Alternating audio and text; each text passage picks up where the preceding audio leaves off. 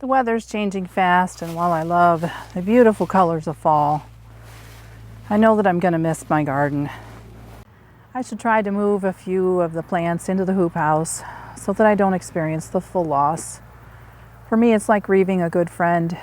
Is it like that for you? Post some in the comments so I don't feel so alone. Anyway, I think I'm going to move some of my strawberries inside and some flowers too. And today I want to work on harvesting my bonus garden. And while I could leave them in the ground for maybe another month or so until it freezes, possibly just cover them up with some old hay, I know I won't want to harvest in the cold, so I'm going to get them out while the weather's good.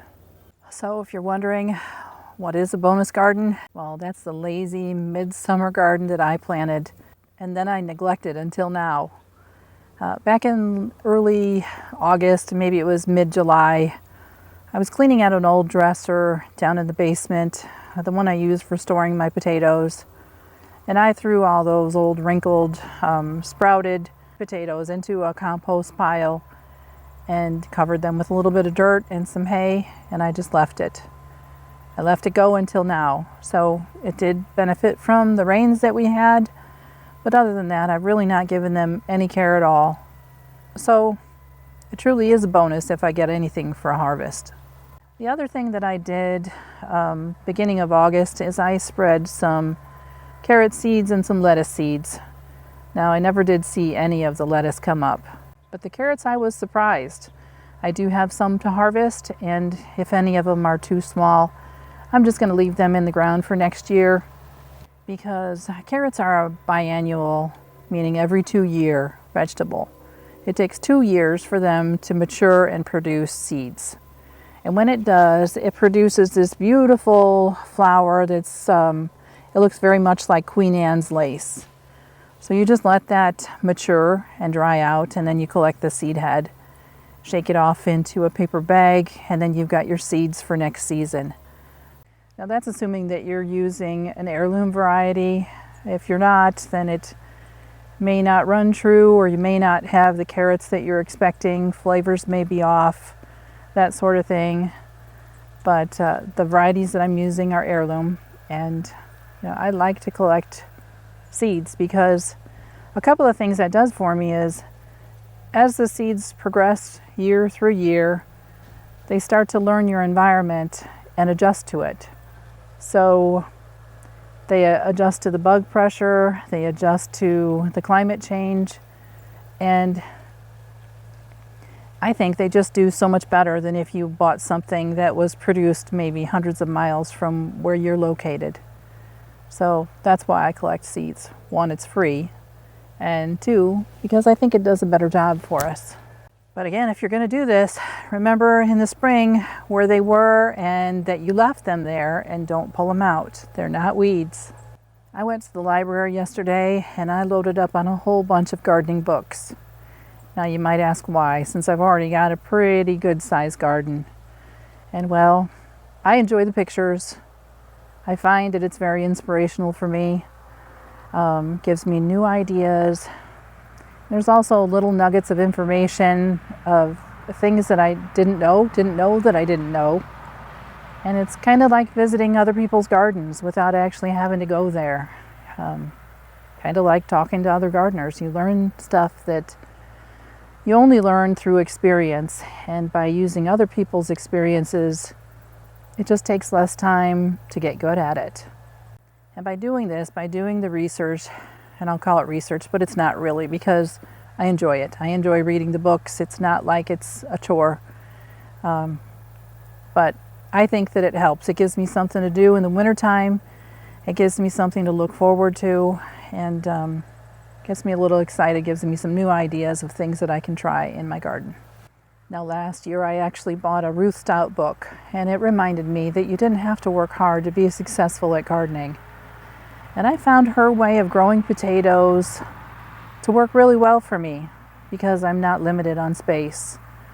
I found that when I grow in the ground, if I'm not careful, I can have much bigger potatoes, football-sized potatoes, and that's not really what I want. So I found that the Ruth Stout Ruth Stout gardening method works pretty well.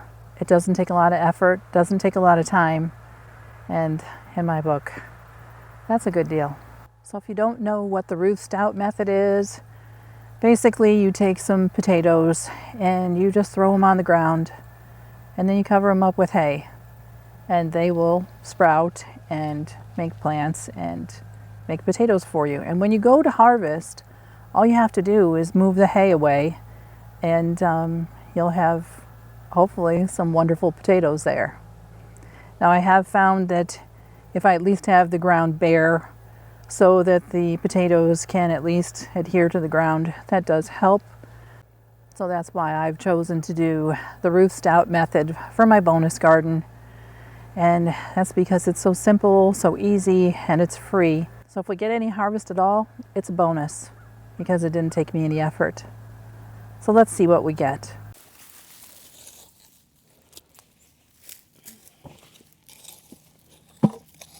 Thank you, honey.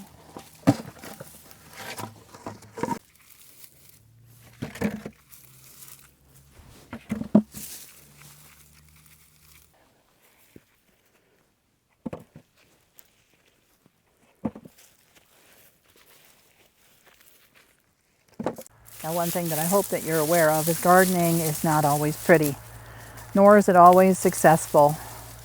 You're going to have your failures, and sometimes it's not your fault.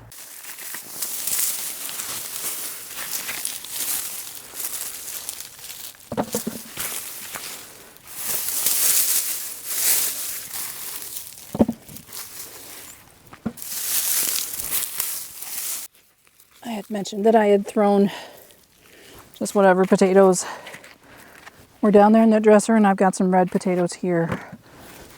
And this one looks like a russet potato.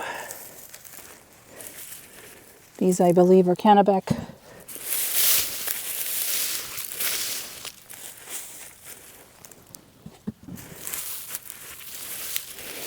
And true to the Ruth Stout method, most of them seem to be right along the top part of the ground.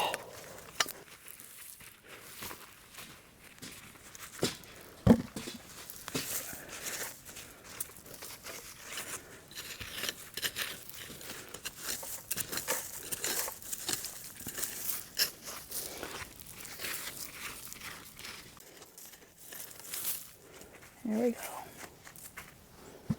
I found this little thing to be really useful when I'm digging potatoes, because you don't often spear it like if you were using a pitchfork. Here's a green one. I'm not going to leave it out here because I don't want the dogs to get it, but if it was larger and you wanted to peel it, you could still eat it, but do not eat the green peels. As you can see, these potatoes are pretty smooth. There's barely any skin on them. They'll have to harden off if I wanted to store them. But I think a lot of them I'm going to put into some jars with some carrots that I'm going to harvest and some beef, maybe some celery and parsley and onion, and have beef stew or beef soup started already for those winter days when I don't want to have to do much.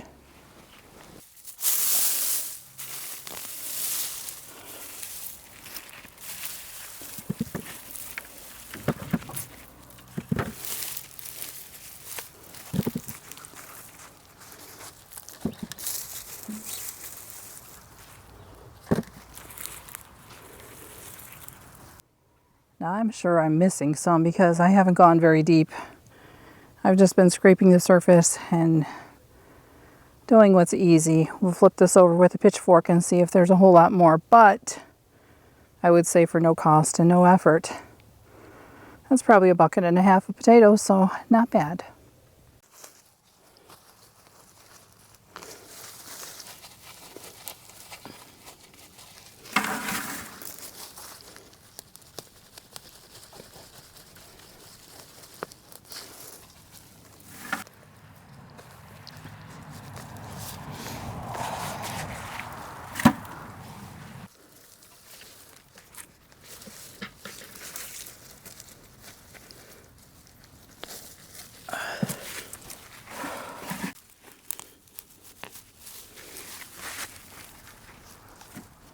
but by learning how to garden and by reading some books or watching some videos, it's going to take you a lot further along the path to success.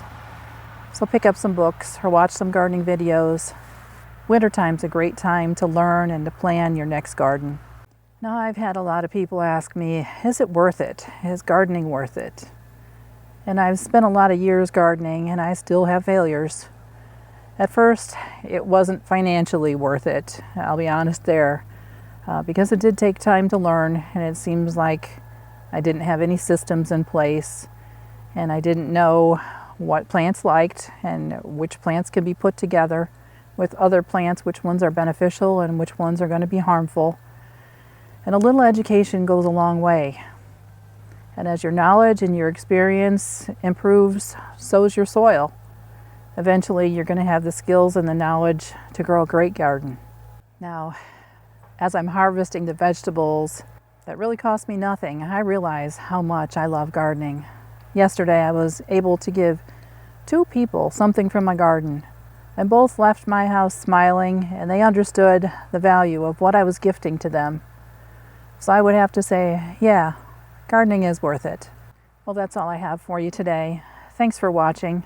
And if you've found value in this video, please like and subscribe and watch this next.